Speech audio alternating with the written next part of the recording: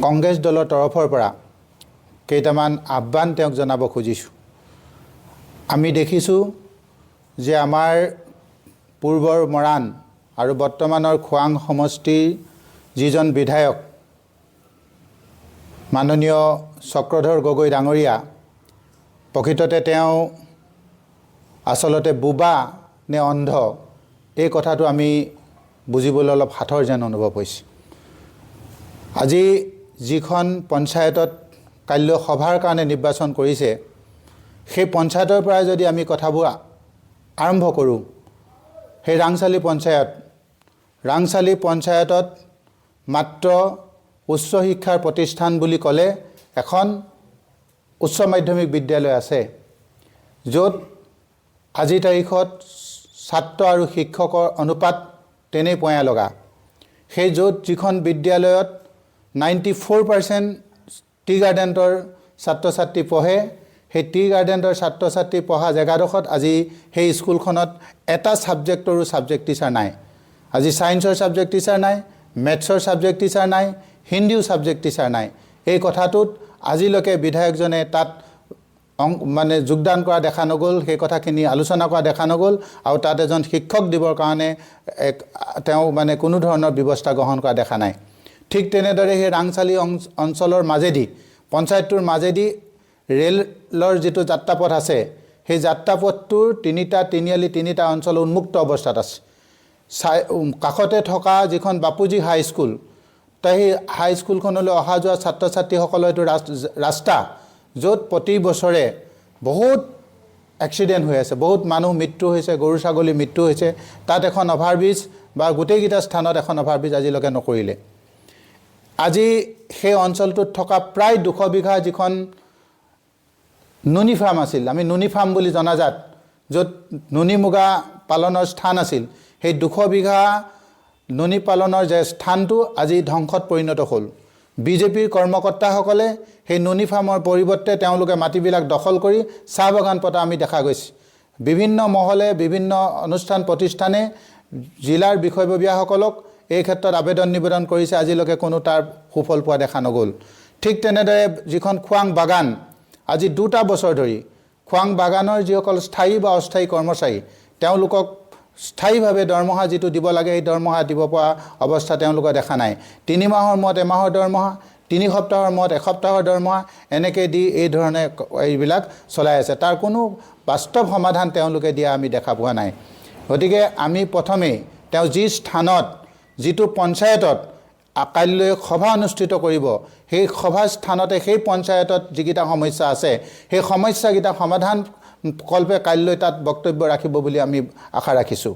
অন্যহাতেদি গোটেই সমষ্টিটোৰ ক্ষেত্ৰত যদি আমি চাওঁ, অতি দুখ লগা কথা যে গোটেই সমষ্টিটোৰ ৰাজহাস্বৰূপ যিটো ফুকন আলিৰ পৰা সোমাই আহোঁতে, যিটো আমি বৰফুকন আলি বুলি জনাজাত, সেই বৰফুকন আলি সোমাই যাওঁতে যিটো এখন দলং আছে সন্মুখত, ডিমৌ ফালৰ পৰা আহোঁতে এখন যিখন দলং, সেই দলংখন আজি 15টা বছৰে মেৰামতি নোহোৱা অৱস্থাত অতি পৰিত্যক্ত অৱস্থাত আছে। তাৰ ৰাস্তাটো বনিলে, কিন্তু দলংখন বনাবলৈ তেওঁলোকে কোনোদিন আহৰি পোৱা নাই। হয়তো দলংখন টেণ্ডাৰ হৈছে যদিও বনোৱা নাই, কি ৰহস্যজনক কাৰণত বনোৱা নাই সেই কথাষাৰ আজিলৈকে বিধায়কে কোৱা আমি দেখা পোৱা নগ'ল। সেইকাৰণে যোৱা 1 তাৰিখে নৱবৰ্ষৰ দিনাই এজন প্ৰতিভাৱান চিত্ৰশিল্পী তাত সলিল সমাধি হ'বলগীয়া হৈছে। আজি বৰফুকন আলি গোটেই আলিটোৱে চাওক, চেচুঘাটৰ ৰাস্তা চাওক, আজি লেজাই কলাখোৱা ৰাস্তা, সেইটোতো এনেকুৱা এটা অৱস্থাত লেজাই কলাখোৱা ৰাস্তাটো ৰাখিছে। আমাৰ নেশ্যনেল হাইৱে যিটো ক্ৰচিং থাকিব লাগে, সেই ক্ৰচিংটো মাত্ৰ 50 মিটাৰ আগত ক্ৰচিংটো দিয়াৰ কাৰণে লেফ্ট ছাইডে মানুহবিলাক আহি থাকিব লগা হৈছে। তাত ঘনে ঘনে তাত এক্সিডেণ্ট হৈছে। গোটেই ৰাইজে গৈ জিলা উপায়ুক্তক, লোকনিৰ্মাণ বিভাগক তাত দাবী জনাই আছে। আজিলৈকে সেই স্থানটো ঠিক কৰি দিয়া হোৱা নাই। অথচ সেই ৰাস্তাটোৱে ক্ৰচিংটো পাৰ হৈ প্ৰায় 53খন গাঁৱলৈ অহা যোৱা মানুহ কৰিব লগা হৈছে। তাত বাৰে বাৰে এক্সিডেণ্ট হৈ আছে। আজি জল জীৱন মিছনৰ কথা চাওক, আজি ৰাংচালি পঞ্চায়ততে 7টা জেগাত নল আছে, পানী নাই। আজি গোটেই বস্তুটো এনেকুৱা হৈছে সমষ্টিটোত, আজি ক'ৰবাত পানী যোগানৰ ব্যৱস্থা নাই। আজি ৰাংচালিৰ ভিতৰতে এখন স্বাস্থ্যকেন্দ্ৰ আছে, সেই স্বাস্থ্যকেন্দ্ৰত ডাক্তৰ নাই, নাৰ্ছ নাই, স্বাস্থ্যকেন্দ্ৰত পয়া লগা অৱস্থা, ৰাস্তা পদূলি পয়া লগা অৱস্থা, ৰাস্তা পদূলিত যিটো অৱস্থা হৈছে শিক্ষাখণ্ডত তেনেকুৱা অৱস্থা। একমাত্ৰ যিখন কলেজ আমি বহু দিনৰ পৰা দাবী জনাই আহিছিলোঁ খোৱাং কলেজ, এতিয়া নতুন এখন ট্ৰেন্সফাৰ এইটো ছাইডৰ পৰা এইফালে আহোঁতে আমি পিটুবৰ কলেজখন পাইছোঁ। সেই খোৱাং কলেজখন আমি ছায়েন্স ডিপাৰ্টমেণ্ট কৰিবৰ কাৰণে আমি বহুতবাৰ ক'লোঁ যে গোটেই সমষ্টিটোৰ ভিতৰত এখন মাত্ৰ কলেজ, সেই কলেজখন ছায়েন্স ডিপাৰ্টমেণ্টলৈ পৰ্যবেক্ষিত কৰক, ছায়েন্স ডিপাৰ্টমেণ্টটো আনক, কিন্তু আজিলৈকে সেই ব্যৱস্থা বিধায়ক মহোদয়ে নকৰিলে। গতিকে আমি এটা কথা প্ৰমাণ পাইছোঁ যে হয় বিধায়কজন কণা, নহয় বিধায়কজন বোবা। সেইকাৰণে তেখেতে প্ৰকৃততে তেওঁ মুখেৰে কোৱা ধৰণে যে তেওঁ কয় যে তেওঁ বিশেষ কেইটামান বিশেষণ দি অসমৰ মাননীয় মুখ্যমন্ত্ৰীজনাক কয় যে কৰ্মপটু মুখ্যমন্ত্ৰী, দক্ষ মুখ্যমন্ত্ৰী, খুব ত্বৰান্বিতভাৱে সমস্যা সমাধান কৰা মুখ্যমন্ত্ৰী।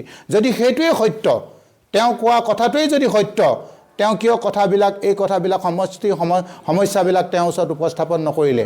কিয় আজি কোপতি এই সমস্যাবিলাক সমাধান কৰি নিদিলে?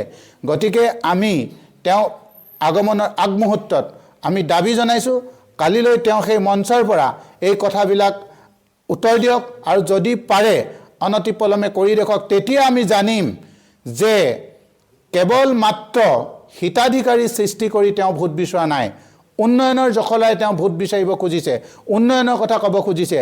আমি জানিম যে আজি যদি আমি বিৰোধী পক্ষই যিটো কথা উপস্থাপন কৰিছোঁ তাৰ সমাধান সূত্ৰ যদি তেওঁ দিয়ে, সমাধানৰ কথা কয়, তেওঁ জানিম যে প্ৰকৃত গণতন্ত্ৰক তেওঁ মূল্য দিয়ে। গণতন্ত্ৰৰ চতুৰ্থ স্তম্ভৰ জৰিয়তে প্ৰকাশ পোৱা কথাখিনি তেওঁ যদি গুৰুত্ব দিয়ে, তেওঁ জানিম যে তেওঁ গণতন্ত্ৰৰ প্ৰমূল্যবোধক ৰক্ষা কৰিব খোজে। আৰু বিধায়কজনে ক'ব নোৱাৰা কথাখিনি, ৰাইজৰ কথাখিনি আমি কৈ দিছোঁ, তাত তেওঁ গুৰুত্ব দিব বুলি আমি আশা ৰাখিছোঁ।